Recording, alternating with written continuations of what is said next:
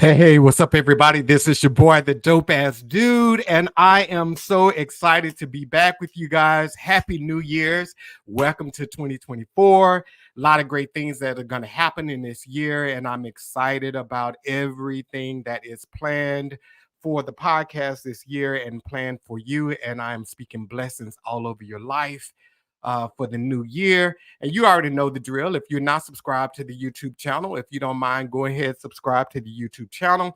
And while you're there, click on notifications so you can be notified each and every time a new video is uploaded to the channel. And then go ahead and click on that like so this can get shared with others just like you. Now, if you're on the go, you can always listen to the podcast on Apple Podcasts, Google Podcasts, Spotify, and iHeartRadio. Again, that's Apple and Google Podcasts, Spotify, and iHeartRadio. And lastly, if you're not following me on TikTok, if you don't mind doing that, I am the Dope Ass Dude podcast on both. Again, that's Instagram and TikTok, the Dope Ass Dude podcast on both. So I'm really excited about my guest tonight. I met Bartise a few months ago at the gym, and it was funny when I first saw this guy. I mean, you know the gym rules. You don't walk up to people and especially use the line, dude, you look familiar. But I saw him at the gym, and when I saw him at the gym, I was like, dang, that dude looks familiar. But he looked much shorter. Well, he was much taller in person than what I thought he was on the television show Love is Blind. But I walked up to him and I said, hey, man, I know you get this a lot, but you look just like this guy. And he said, Bartise? And I said, yeah. And he said, yeah, that's me. And from that point on, you know, I've been following this guy on Instagram, and he is an extraordinary person. He is an extraordinary person. And, you know, I think when we all watch people on TV, we all paint a picture of who we think people are. And I must say, this guy has really changed my view of who I thought he was. He's an amazing father, and he's doing some pretty incredible stuff.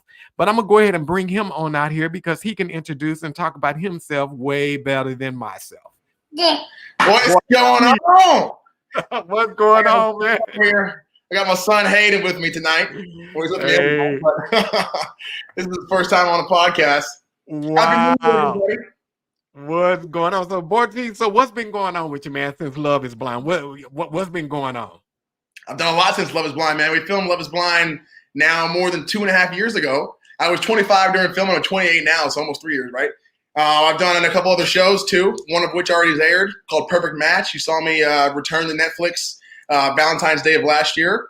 I'm a full-time father now. I still do reality TV. I've done a couple commercials that are going to be coming out next year. And I do some modeling, some OnlyFans stuff, social media promotion stuff. You know, kind of the typical life of a person after a pretty big reality show. He slid the OnlyFans in there. The OnlyFans in there. Got to pay for this new apartment. So is that like really profitable? OnlyFans? Is that profitable? Dude, it was like when I didn't do it when Love is Blind was airing, but when I did Perfect Match, it's kind of like a more of a sexy style, too hot to handle kind of show. That was when, you know, the curiosity factor kind of gets you paid. Like where people are just like, oh, I see this guy on TV. A lot of people watch him. Like, let's just click on let's click on his show on OnlyFans. And so that, like, yeah, I was making a lot of money doing that back in February, March, April, May. Oh, wow. Wow. So I know that you do a lot of reality stuff. Like, is that something that is that going to evolve into acting and all of that kind of stuff? Like, where do you see all of this going? Yeah, so I had no clue what it would evolve into, especially when I answered that first DM, which is how they reached out to me for Love is Blind. Yeah, dad. And so I literally responded to the DM almost 3 years ago now, and I just said, this is probably fake. I'm not going to want to, this is not, there's no way this is the real deal. No way Love is Blind wants me to do it. And so I thought nothing would come from it. And then here we are 3 years later. I've done multiple TV shows. And I think the route from here is just continue to do reality TV. I recently did a show. I can't talk too much about it, but I'm in the middle of doing one. Hayden, you want your ball? I'm in the middle of doing one right now where there's a lot of other reality TV members that are like a lot more seasoned and older than me, and they're veterans in the reality TV game, and they've made their full-time careers doing this stuff. But not only that, it's like reality TV gives you the opportunity to like have a social media platform that you can monetize, to be known, to do promotions on Instagram, to do promotions in public, meetups and stuff like that you can also build a business doing. And that's what I'm working on too. Wow, that is pretty cool. So you said they reached out to you in DM to do Love is Blind? That's right. So Love is Blind is a very different show as far as casting goes, because a lot of times for TV shows, you want to like have some sort of acting background, or you want to be like already a model or already have a big influence. That way you bring your influence to the show. That's not the case with Love is Blind. I think at the time I had maybe 800 followers on Instagram, and they just want like regular people with regular jobs that way they're not there for ulterior motives, like trying to get famous or not really expecting that to happen to them. And so, so actually, fun fact with Love is Blind is the guys, and this might make more sense because the guys were all reached out to. So like myself, I was reached out to on Instagram. There were some people that I reached out to on LinkedIn. The girls were all applicants. So they all applied to be on Love is Blind. I had no clue what Love is Blind was until I saw that DM and I showed it to some girls I was hanging out with at this dinner table. And they're like, oh my God, like do it. And I was like, all right, why not? I was drinking. I was like, I can respond to this. Yeah, because season 1 of Love is Blind, man, that was like a real fiery season. That was fiery. And you know what? Funny story about that. I didn't watch it before I went. So I literally did the interview. So they DM'd me in January. We didn't start filming until May. I did the interview like that first week of January. I was one of the first to interview for the process. They DM'd me like right off the bat. And then I didn't hear back from them until May. And they're like, hey, we're still considering you. Like, we got 2 weeks out. We think you're going to make the cut. Like, start getting ready. I was like, oh, shit, I should probably like watch maybe an episode or two. So I watched the first episode. I was like, oh, this is actually pretty good. I didn't watch any more. I watched like the pods. And then I end up doing I walk in day one, I see all the pods. I'm like, wow, this is just what I watched on TV. And then I get engaged. I'm living with Nancy. And that's when I was like, I should watch the rest of the show. So I remember sitting down on the couch while Nancy was like working. And I'm like, I put on Love is Blind season 1 while I'm filming Love is Blind season 3. I'm like, what did I get myself into? So the whole pod thing, when you guys in the pod, you're dating multiple people, right? And then you narrow it down to 2 or 3 people? Is that how it works? How it works is you date, so everybody dates everybody day one. So like a fun fact that I always say, if people don't know who I am, I'll say I've dated 15 girls in one day. So that's what day one is. It's 8-minute dates, 15 people. So you go on 15 dates. After that day, we're on day 2. About half of them are going to be eliminated based on some algorithm that the creator of Love is Blind uses.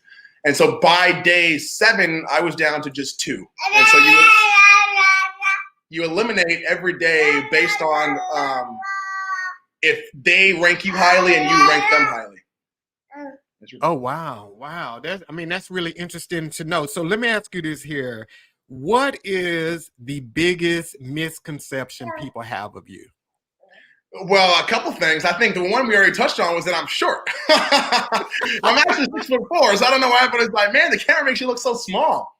That and everyone thinks I'm like some big jerk. I'm me. I don't have a heart.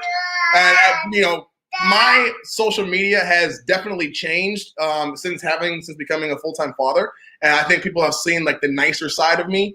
But a lot of people think that I'm just like this big like asshole. And after I filmed Perfect Match, one of my good girlfriends that I made on that show, her name is Carousel.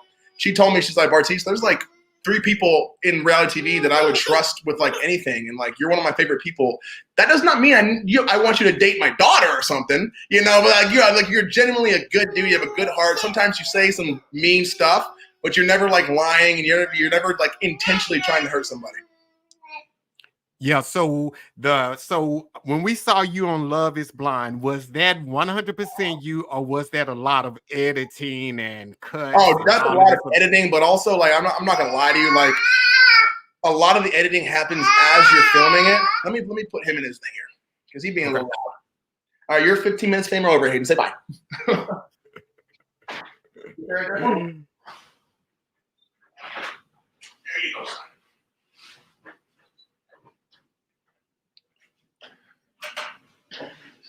Here, play with this. So when you're filming a reality show, there's production. Like I had between 8 and 15 people listening to my every single word, every single date I went on, every single interaction I had with anybody. They all take notes as they go, and they have kind of the storyline that they want to create through this whole process. And so you, as somebody going through it, you know, I'm not a dumb person. I'm not dumb. You know, I'm smart. I got a master's in accounting. I'm CPA. I can kind of pick up on stuff. And I could see the storyline they were kind of creating for me and for us, which was definitely like the villain mode. And I'm not gonna lie, I like leaned into it a little bit. So it was definitely like all my doing. They would tell me what to say sometimes and tell me why I should say it sometimes. But for the most part, it was just like, I know why you're having me ask this question. I'm gonna lean into it. I'm gonna go ahead and like, I'm in too deep now. Wow. Wow. Yeah. So they create your storyline? They have a bunch of different storylines, and it starts from casting. I mean, it starts from like when you do your, like, it was a 2-hour interview I had to do with a casting agent. And I'm sure from that point, they're like, this guy can come on and either like be this hero or this villain or this like kind of have a huge character improvement. And they have that down since like that first 2-hour call. And they have so many ideas. And then as it goes, like stuff that you say, you know, because like that was 2 months of my life, right? So I definitely could have, you easily can make that into a 2-hour TV show because, you know, there's 10 episodes, there's 5 couples, that's 10 hours each. So 2 hours for me and Nancy. You could have made me look like a great person and her like a villain. Like we lived 2 months of our lives, but only 2 hours on TV. So I mean, there's endless opportunities for whatever story they want to create. Wow. Yeah, when you think about it like that, it's like how much they would always say this on the first day we went out there. The creator would always say like we have like 330,000 hours of film, and it's a 10-hour show. So just like because they film everything, all of it, every single day, and it comes down to just 2 hours at the end. So cameras are really with you guys like 24 hours a day almost? I think we filmed either 5 or 6, like after the pods, when we got back and we're like living our real lives in our apartments in Dallas. I think we filmed 5 out of 7 days. No, 6 out of 7 days because we were on an adjusted schedule. But yeah, it's like we had one dark day. And during that dark day, like we couldn't really be a couple because they wanted everything on camera. So it was like, don't talk about anything important. Like just, you know, eat and just do your thing for this day. We'll be back tomorrow because the workers have to have their time off too. Wow. So if they're like navigating everything, how do you guys like nurture a real relationship? Yeah, that's a tricky balance that a lot of people fail in Love Is Blind because you get lost in like the whole TV show part instead of the whole this is an actual relationship that hopefully is going to work. But somehow they're more successful with relationships that last than I would assume. Just knowing the idea of the show, I think they're at like 40% for each season. I think. So I mean 40% of engaged couples. So if there's 30 people total, my season had 4 people getting married, but only like out of the 5 couples that got engaged, 2 of them got married. So that's 40%. Yeah. Wow. So let me ask you this here. So with all of that, and I know you and I, we talked a little bit about this before, you know, we kicked off. You said like you would get like threats and hate mail. And I've read some mean stuff, man. I've read some mean stuff about me, about my family, stuff like I should jump off my balcony. My mom should have aborted me. All this like you're just like the most disgusting piece of like all this stuff on a like consistent basis. I'm talking like if not thousands, in the upper hundreds of DMs on a daily basis, like for the first 3 months after it aired.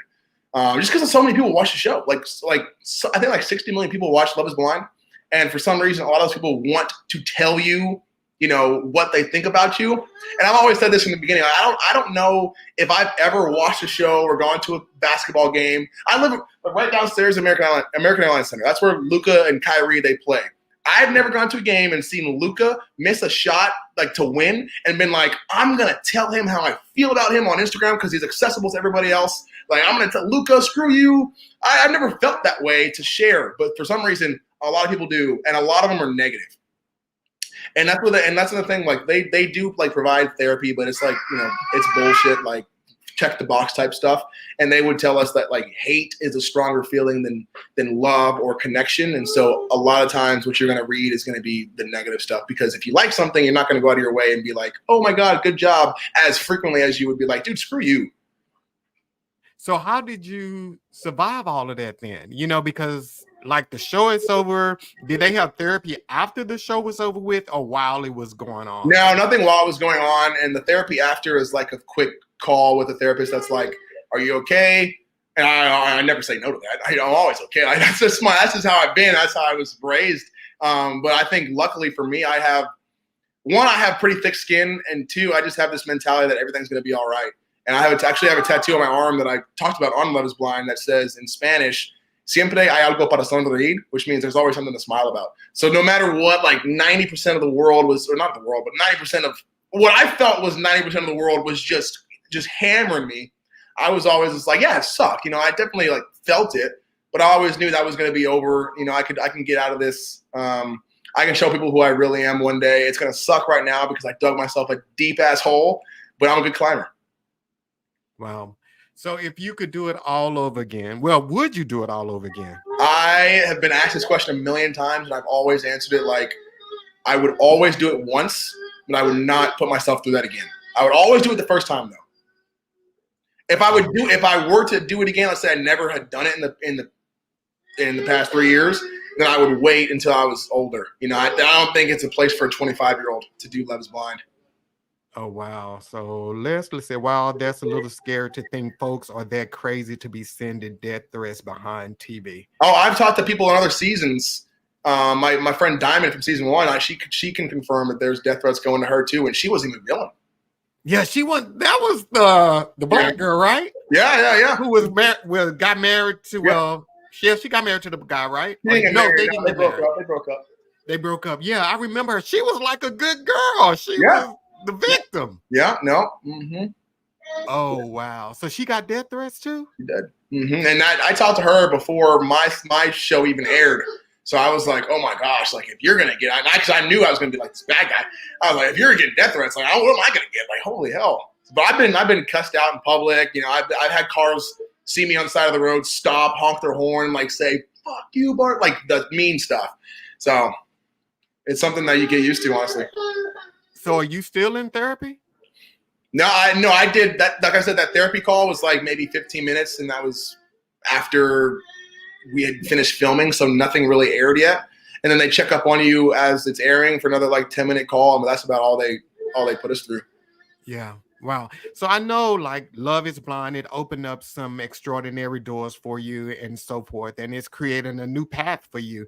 Like, so what are some of the good things that has transpired from being on Love is Blind? I know you had a couple other shows, but yeah. Okay. So that's you gotta be careful with that question, because you have to turn it into good things, right? So not a lot of people go, I guess a fair amount of people go on reality TV and kind of that's it. You know, it's kind of just they do the show and they get out. And some people go on reality TV, creates a platform, and then their platform is reality TV. Like that's who I am from this show. I wanted it to turn into, okay, let's take advantage of this while it lasts. Like this, I'm Bartise from Love is Blind. I don't like what I look like on Love is Blind because that wasn't me. Let me transition this and show people through my platform that I've been given because of this popular TV show. Let me show people who actually I am. And so that was my plan after it aired, and I was like, this is going to be miserable for me for a little bit. And so that's what I've done now. So it also gives opportunities for social media, brand partnerships. You know, I got reached out to a couple times today about brands that are considering working with me because they like the way I run my page. They like the way they see me hanging out with my son Hayden. They like me seeing it in the gym. So that's all stuff because that's who I am. That's Bartise. That's not Love is Blind. Now there was a lot of stuff that came because I was on Love is Blind. Like that's another thing too. But like I wanted to transition away from Love is Blind because that shelf life I don't think would be as lasting as something as genuine as just literally just a person, single father living in downtown Dallas. I think that's more marketable too. Yeah. For Instagram. So let me ask you this here, Bartise. So, because I know what path you're on, and I know where you're going, and I know what you're doing and everything, but how do you deal with, because people tend to always keep us with who we used to be. and who they know you used to be is Bartise on what was portrayed of you on Love is Blind. Like, how do you like process that? Like, because I know you said it, you know, people cuss you out, they do all of this type of stuff because they're keeping you at that moment of time. Like, so how hard is it? Are you working to change everybody's mind or just the people who? No, I don't. There's no way to change everybody's mind. Oh, so many more people watch the Netflix show Love is Blind than follow any of us on Instagram. So there's no way we're going to change everybody's mind. And also, not everybody watching is going to share their opinion of you. And not everybody watching thinks negatively of you. I have tons of people that love me and think I was awesome on the show. I don't know how they can see that, but there's definitely highlights of me and show, like the first episodes. You show my personality, like I'm fun, like I was funny in the pods, and I was like charismatic, and I was flirty. Like that's normal me. And then I got into the drunken mess of a relationship. But yeah, I'm not trying to change everybody's mind. I'm just trying to display who I am to anybody that's willing to watch. Yeah. So we got a question for you. Do you still talk to the lady, Nancy? No, I don't. Her name was Nancy, right? I saw her. Her name's Nancy. I don't talk to her at all anymore. We were friends. I don't think I've ever told this actually, but we were friends for like the time frame, the year and a half that went from filming to airing. That's another thing. A lot of people don't understand how much production happens after the point of filming. Like my wedding day was July 1st, 2021. Fast forward 18 months is when Love is Blind airs. So a whole year and a half goes by, and we're like hanging out. We're like still friends. We're like, hey, we hang out by ourselves. Like she came over and braided my hair one time. Like, I mean, we still hung out, but then everything airs. It might not make a lot of sense for her to be my friend based on what it looks like to TV. And there's a lot of financial gains that you can have coming from this. So I think she just wanted to monetize the best she could and cut me off, which I mean, good for you. Like we didn't need to be friends. Yeah.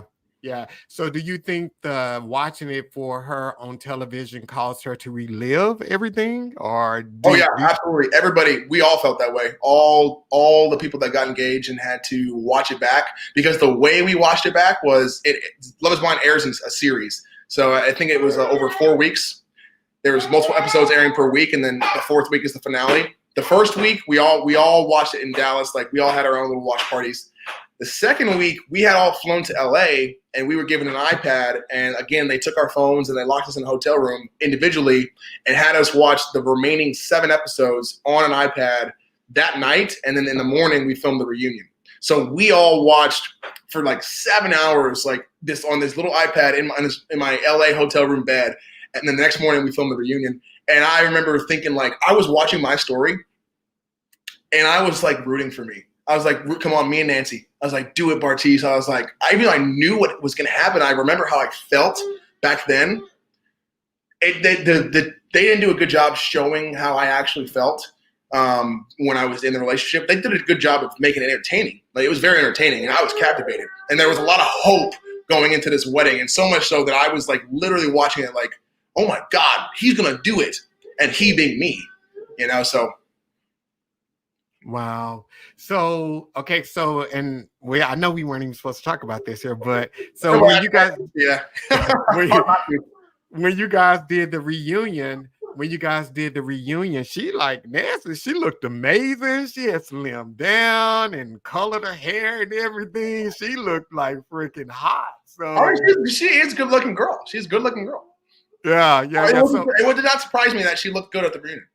Yeah. Wow.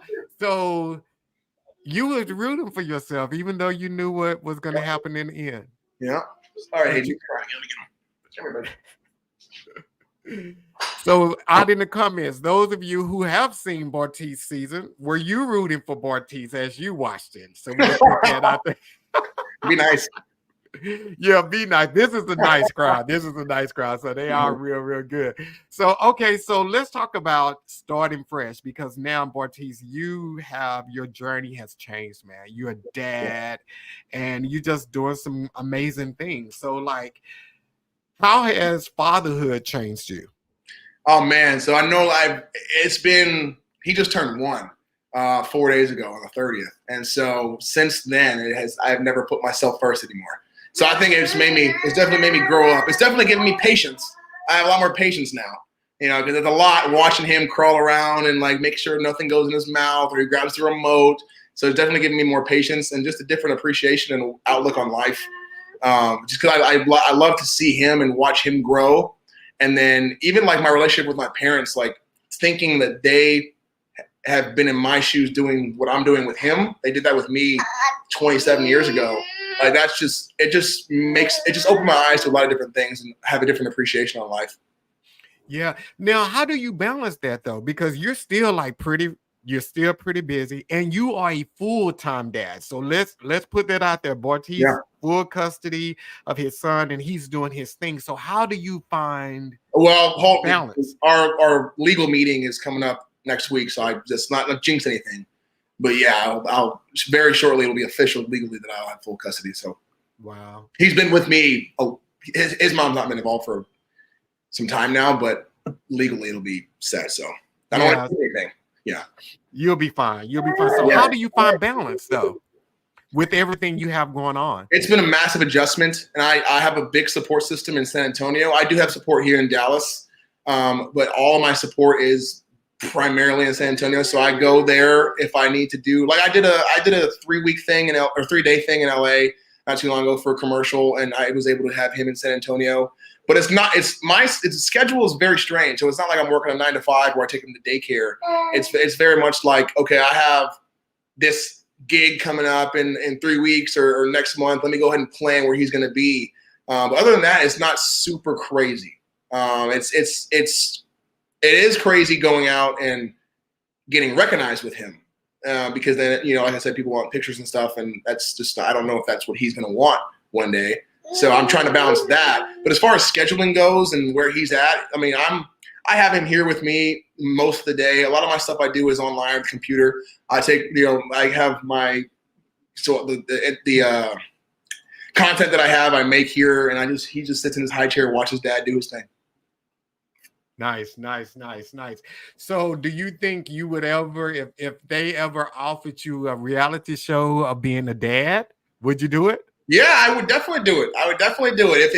If he's at the age where he's, has a say, like he has a voice where he can make a decision on it, and he gets a little older, then I would ask him if that's okay. But if there's a camera following me around right now, I'd absolutely do it. I think a lot of people would be inspired by my story, and that's one thing I want to talk about too, because when Love Is Blind aired, obviously I got a bunch of like hate and stuff. The first thing that, and you can project and think about what are people going to talk about. And a big part of my story was regarding was bullying, because I was bullied, like not only through DMs, but through comments and through people making posts about me and TikTok people acting like me. Like I said, like my friend Matt, he was in my wedding. He says like, Bartise, like you're the level of celebrity where people are you for Halloween. Like that's like a mind-blowing level of how much recognition you get. That's crazy to think about. So going through that and me like displaying that, hey, look at all these people that are talking bad about me, I'm still okay. I was getting a ton of DMs saying, hey, you are helping me get through my personal bullying. Or you're helping me like finally process what I went through in high school because people were mean to me and I let that affect me so much. But you seem like you're okay and you're not letting it affect you because you're confident with who you are. So that was the first thing that kind of was like, wow, I have this now platform that people are like appreciating me because of how I'm responding and owning up to what the stuff I did wrong, but also like taking the negative stuff on the chin. The next thing is fatherhood. I get a lot of messages now when I post him, and I've been posting him more frequently because I'm getting more comfortable posting him because he's great with the camera. Except right now, he's not being that great. Hayden, what are you crying for? It's his bedtime. But so many people reach out to me and they're like, wow, you are doing incredible with your son already. Like you can see how much you guys love each other, and it's like so refreshing. And that's also like it's unique in a way that not a lot of fathers have sole custody when like the mother's, essentially still alive, because like what kind of, whatever. We're not gonna go there. So that just showing that, and it's like that is getting me kind of a new audience, and also showing a different Bartise. So that's been the next thing where like first it was the bullying that people like open their eyes and like, wow, I can relate to this. Now it's the fathering. Whether you might not be able to relate to it, but you can see how it's a selfless decision, and it takes a lot of patience and courage to go through. Yeah. And it's funny how, like, because we live in such a toxic world now where people celebrate other people tearing people down and attacking people. People will post that and repost it over and over and over again. But it's very admirable that you recognize your platform can be to help those people that are experiencing that, because the underdog always get left unrecognized, untalked about, and everything. So it's really, really good that you are using this platform to fight against that. Yeah, that was that. I made a lot of videos making fun of myself, essentially, where I'll either see a comment or I'll see a video and I'll duet it, or I'll like post a clip of their video and then talk about it after. And a lot of that is just ownership and accountability. Number one, which you have to be a decently good person to do in the first place, is say, hey, I messed up. Once you realize you messed up, then you understand that you're gonna learn and grow from it one day. That's when you can be like, hey, listen, I know I messed up. You're gonna say some mean stuff about me, but I know this is gonna make me better. Let's go ahead and make fun of myself. Wow. So before you went on Love Is Blind, let's just rewind like back 4 years. Where did you think you would be today? Like before I knew I was gonna go on Love Is Blind? Yeah, before you got that DM. I thought I was a CPA. I thought I'd be a director somewhere, handling finances and having clients, doing deals. I still could do that if I wanted to. Obviously, it wouldn't be today. I'd have to get back into that. I still have an active CPA license that I could practice accounting in any state. But that was never super interesting to me. And I've always been told, like, what are you doing as an accountant, Bartise? Like, you got so much personality, you talk well, you don't seem like the person that's going to sit behind a computer and crunch numbers all day. Like, you should be in sales. So I'm glad that Love Is Blind came my way and kind of got me all, like, kind of derailed that career path, because now I do this. But where I thought I'd be was just, working 60 hours a week, making a decent amount of money, and using the degree and the masters that I got in the field of accounting. I didn't imagine I would be a father yet. I don't think I imagined I'd be married at 28, which I'm not married, but I mean, that's just one thing that I guess I'm successful in that goal, or whatever you call it, a goal or a thought. And I thought I always had a goal of mine that I wanted to live before 30 in a luxury high-rise apartment downtown Dallas. And I just signed my lease last month. So that's where we're at right now. So scratch that off the list. But once we're done with this, we're probably going to start looking for a house. And that was also one of my goals at 30. So yeah. So let me ask you this here, Bartise. So, like, because it's a lot of people watching and they're at a place in their life where they may feel trapped or they are set on where they're supposed to go. But with you, it's like that DM came and you could have easily said, well, hey, I want to be an accountant. I want to be a director or whatever. What advice would you give someone about allowing themselves to just follow the universe or follow God or follow, where they're be free? The biggest thing, I remember getting that DM and thinking about it. And I thought to myself, because that life would have been comfortable for me. Like, that was what I knew. I was good at it. I didn't have any trouble in the classes. Like, I knew I was going to be good at accounting. It's like a puzzle for me.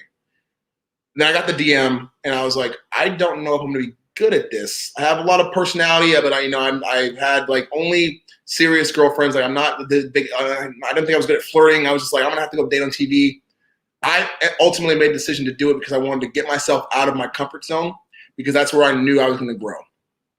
And I wouldn't have grown and have become a father or have become understanding and patient and vulnerable and all these other characteristics that make a decent human being for a potential spouse and a man one day, and also a potential father, future father now, not potential anymore, to kids. I would not have done any of that or gotten or achieved any of that without taking that jump and being like, hey, this is a risk, because everything else I've done in my life is basically telling me not to do this, take the safe route. Accounting is one of the safest professions.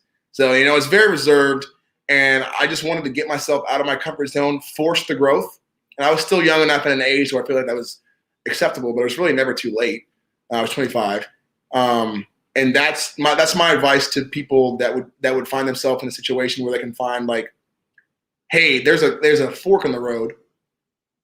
I know all of this, but over this way is the unknown. It's scary. It's uncertain. It's nowhere near comfortable. But I'm telling you, once you get in those uncomfortable situations and you force yourself through it, that's where the real growth happens. And I like how you said force the growth. Yeah. Force the growth. And a lot Well, of people do not understand. Sometimes, and like you said, taking that risk and going against what you thought was supposed to be life is supposed to be, just trying something new and taking the risk and just stepping out there and forcing the growth. That is yeah, force the awesome. growth, and that means like it's like you understand you have to force it because it's gonna be uncomfortable. Just like me and you, we met at the gym. You know, if you're doing a set of 10 reps, that growth happens in that ninth and 10th rep when it's uncomfortable of getting this weight off you. You don't grow. You're not growing reps 1 through 8. You're really growing when you're struggling. And I knew I was going to somehow struggle along this way, and I definitely struggled when we were filming. I definitely struggled when it was airing. I still struggle on a daily basis with certain things. And that's all part of the process, all part of the growth of becoming the best version of yourself you can. And I have to do that not only for me now, but for him. Yeah. So when you first started out doing this here, were there any naysayers or people telling you, oh, that may not be the best thing for you to do? Did you have that, people in your ear telling you, no, you shouldn't do it? My sister was like, "This is not the show for you, Bartise."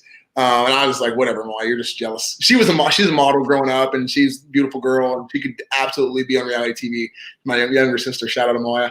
She was just jealous. My mom was like, "Oh yeah, go do it." Both my parents are very much like live life, experience things, and have memories looking back. Don't necessarily worry about what could go wrong until maybe you have to do that when it goes wrong. Like we'll cross that bridge when we get there. All my friends were like, if it was going to happen to anybody, it would be Bartise. I like good things tend to happen. I have good luck generally. I just got back from Vegas. I have no luck in Vegas. So that's what I'll say. My life has generally been lucky, except in this town of Vegas. I'm not a good gambler. So I will say that. Wow. So, okay. So I know you saying you got the Skyrise apartment. Your next goal is to do, have a house. And then also in your career, you want to evolve into maybe doing more acting and more shows and all this kind of stuff. Like, do you affirm that? Do you say affirmations that get you there to help you manifest that? Like, what is your regimen for allowing things to manifest in your life? I don't think I do anything externally. It's all internally. And I used to do this, and I started this well before Love is Blind. I started doing this in my early 20s when I was going through a pretty bad breakup after college.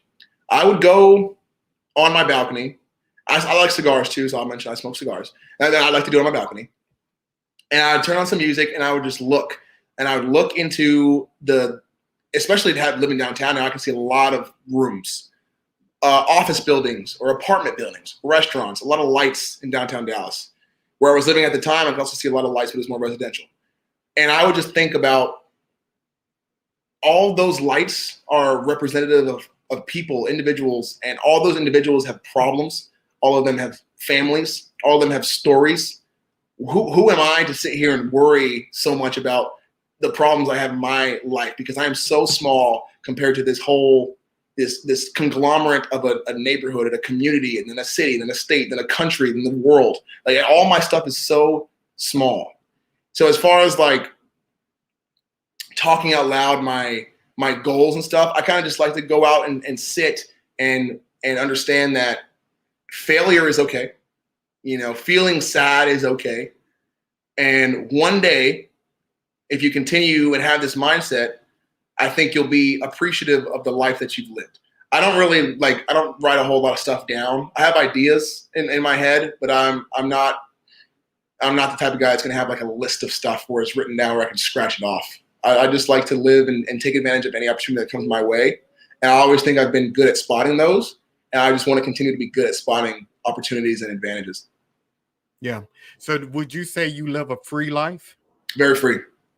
Very free spirited, very come and take it as it goes, or come and go, do whatever, take it as it goes. Yeah. And do you find that to be scary or liberating? It's definitely scarier now, and it's not just me. It's scarier with him. But I never used to be scared of it. And now that I'm getting older, like that might transition into something else, because that was my life when I was 24, 25, 26. Now at 28, it's like, okay, let me start getting a little more serious here. Where I do consider going back to that safety net of accounting, because that's it's a lucrative career, and it might not necessarily be the most flashy or the most fun, but I was good at it and it's safe. And that might be what I need one day. But I'm still not scared enough because I do trust myself. I trust my support group. I trust the system that I have to find ways to make it work. And actually, right before this call, I got an email about some potential big opportunity that could be coming also in the coming months. So I mean, it's like things tend to work out. Yeah, but you're not a safe guy, and you keep using the word safe. But I know I used to be a safe guy. I'm not a safe guy anymore. I might there might be a day that comes where I need to go back to being safe. I'm not very safe. But yeah, no. Wow. So okay, so with everything that you're doing now, like, so what is, if life, when life expires for you here on earth, like what is it that you want people to say about you? Like what is the end goal for you? Like how do you want to be remembered? Man, that's a good question. I want to be remembered as somebody that whoever was around them, they were proud of. And I don't know what that means or what that looks like, but I want people to be proud of me. My close group, family, friends, close friends, I want them to be proud of me for my effort, for my caringness for others, for my ability to be a father, for how I raise Hayden in the future, for not being afraid to take risks. I just want to be someone that they can be proud of. Yeah. So let me ask you the last question for you, Bartise.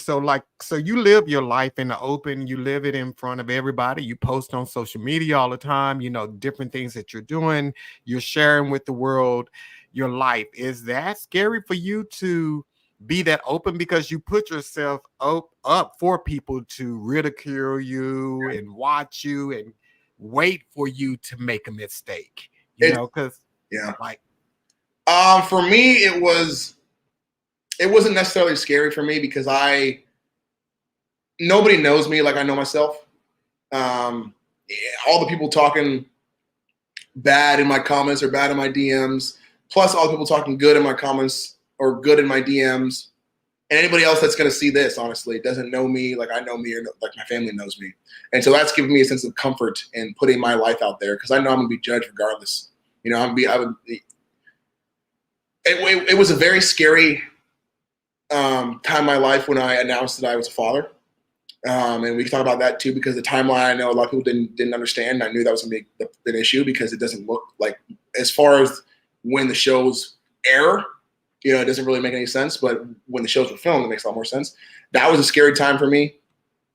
And that wasn't necessarily for me. It was more for him and his mom when she was involved, because I didn't want them to be a part of any of the negative aspects of the life that I have. And she definitely got a lot of DMs and stuff too, just like my now ex-girlfriend has. And we dated for a year. And when she announced that she was dating me, she got a lot of stuff too. My sister got a lot of stuff. My mom's got some stuff. My dad, the internet's ruthless. But it's never really scared me. Wow. Yeah, because and the funny thing about it, I just Googled because I was trying to, and you and I talked about this a little bit before the show kicked off, the timeline, because that was something that I definitely wanted to make clear, because people think, oh, he was with the girl while he was married to Nancy and all this other kind of stuff. They're not realizing that Love is Blind was filmed in 2021. Right. That's been 2 years ago. Your baby just turned a year. So if you look at the timeline, you see that's not the case. No, they were that's Love is Blind wasn't the question. Perfect Match was the show that I was filming. That was the question, because that was filmed in 2022. And then so we finished filming in March 2022, and Hayden was conceived in April 2022. Wow. And then he was born premature. Wow. And like I said, the world is, we see different stuff on social media all the time, like, of course, right now, everything is blown up with the whole P. Diddy thing and all of this other kind of stuff. And we find people guilty before they've been found guilty. And people don't take into consideration, these are people's lives. These are humans with feelings, and these are their families. And you just said that they reached out to your sister and your parents and all of that other kind of stuff. Like, how did your family deal with because they became famous because you were famous. So Right. Yeah. And that's so a lot of people will say, oh, like, ooh, you signed up for this. Like this is what you get. Well, I've started to get defended in my own comments where people will say something mean and then some other person will come and be like, well, look at you. What are you doing? Like, what are you doing in here? Coming to his page, talking all this mess. Like, he's just a normal person. And then they'll say like, he signed up for this. It's okay if I do this. I'm like, that's so wrong. My family was okay with it. My mom probably took it the worst. But she was more impacted reading through my comments than she was reading through her own DMs because, I'm a baby boy, firstborn. That's how I would feel too with Hayden. Now that I understand what it's like to feel like a parent and be a parent. But my sister laughed it off. My sister's tough. My sister's real tough. She would laugh at everything, think it was funny. She's also very secure with who she is. So my family didn't really struggle through it. My mom struggled through reading my comments, like the stuff that people would say on my page. My mom watches a lot of reality TV. I was never into reality TV. My sister likes it a little bit. My mom's really into it. And so sometimes I'll be back home, and we were recently watching The Golden Bachelor, which is like The Bachelor, but the guy's he's like 60 plus years old. And my mom was sitting there making fun about the ladies on the show. I'm just like, Mom, millions of people were doing this about your son, and it made you upset. How about we stop talking right now and just appreciate the show, watch the show, keep your thoughts to yourself, Mom. Love you. Wow. So, Bartise, we're gonna be keeping an eye out for you because we know a lot of amazing stuff is coming out for you and so forth. And you think eventually one day you'll write a book or something like that? You think it? I thought about writing a book, man. My life, even before reality TV, is book worthy. I've lived a lot of experiences. I have a lot of stories to share. And this is the last 3 years of my life since filming Love is Blind have been nothing. I know it's a TV show, but it's been nothing short of a movie for me. Good and bad, highs and lows, new experiences, and just I could definitely write a book. I might do that one day when it's all said and done. And that would, I think, benefit a lot of people too. There's a lot of stuff going around right now regarding the mental health of reality TV stars, but specifically Love is Blind people, because of the process that it takes to film Love is Blind and how kind of a prisoner you have to be to the process. And so I could definitely touch on that too in that book. Oh, wow. Because you said you guys in Love is Blind, cameras watching you pretty much 6 days a week. You had 1 day off, but even in that, you still didn't feel free even on that 1 day off because, like you said, they didn't want you to talk about certain things and all of that. Yeah, they want to save all the juice. They would call it being iced, like you're on ice, which means you can't talk anything storyline, which obviously if you're in a relationship, everything is storyline, right? No matter what conversation we're having, this could be part of the story. So they would call that, you guys are on ice today. It's a blackout day. There's no cameras, so just hang out. Wow. So last thing, what do you want people to leave with tonight about you? Who do you want them to see when they go follow you on social media? I just want them to hopefully feel how they felt during this. Maybe they had some laughs. Maybe they had some funny moments where they can share with their friends. And that's what they'll see on my social media too. They'll see the real authentic me. They'll see me figuring out how to be a father, a single father, trying to also live the quote unquote bachelor lifestyle here in Dallas. That's essentially what I'm doing here. I'm right in downtown. I take them to sporting events all the time, right downstairs. And just if they want to follow along with my life, I'm very open on social media. And that's how it's going to continue to be. Wow. Now, if you guys want to follow Bartise, you can follow him on IG and TikTok. He's on both platforms as Bartise B. So it's up on the screen. So if you want to follow him there. And then also, Bartise let me know he has an OnlyFans page. So. That's right. That's right. He's got to provide for this roof over my head right now. So that helps. So y'all go out and subscribe to Bartise on OnlyFans and help a brother out. He's going to put on a good show for you, I'm assuming. And then if you want to book Bartise, you can always book him at book.bartise@gmail.com. Bartise, I am so glad I went to the gym that day. And it was a later day for me when I was in there because, dude, I am like, I love watching everything that you're doing for real, and I think you're doing some amazing stuff and, you're a light in the world. So I had the opportunity to get to know you, like what was placed on Love is Blind, but also to watch you in real time and in real life, you creating your own narrative. So, dude, I look forward to seeing what the future holds for you. I appreciate that, man. I'm also glad I was at the gym. I appreciate you having me on this podcast. Send me the link. I'll post it in my socials. That way we can, flood it on the internet too. And maybe I'll see you at the gym tomorrow. I'm going in the morning. You may see me there because I'm off. So you may see me there. All right, man. All right, brother. Have a great night, dude. Everybody see you next Monday, 7 p.m. Hakeem of the Choose Yourself platform is my guest. So I'm really excited for him to be on here. But see you guys next Monday. All right, then, Bartise and Hayden. Peace.